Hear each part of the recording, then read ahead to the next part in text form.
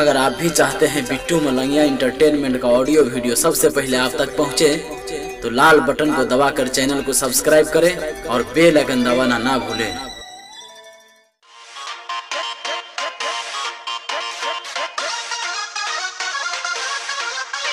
Recording by master the music सीधा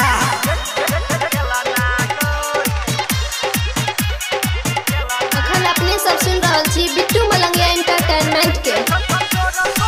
देखो कमजोर तोहार यार बात मर तो मोहर क दे तो दूध के उठावा ना गई। देखो कमजोर तोहार यार बात मर तो मोहर क दे तो दूध के उठावा ना गई।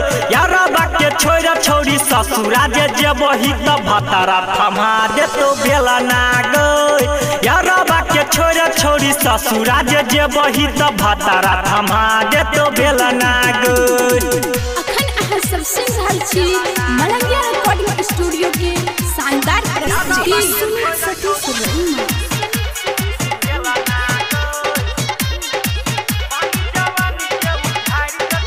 पानी जवानी के उझाड़ देतो, पूरा नशा उतार देतो।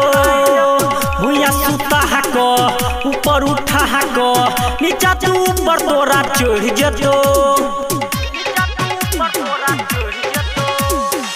पानी जवानी के उझाड़ देतो, पूरा नशा उतार देतो। भुइया सुता हको ऊपर उठा हको, नीचा तू ऊपर तोरा चढ़ जेतो। खूबे तो प्यार करत भतारा बीमार पड़त, चूल्हा में जरत उजरा ना गई। यार बाके छोरा छोरी ससुरा जे वही त भतारा थमा दे तो बेला ना गई। यार बाके छोरा छोरी ससुरा जे वही त भतारा थमा दे तो बेला ना गई। अखन अहाँ सब सुन रहल छी मलंगिया रिकॉर्डिंग स्टूडियो के शानदार प्रस्तुति।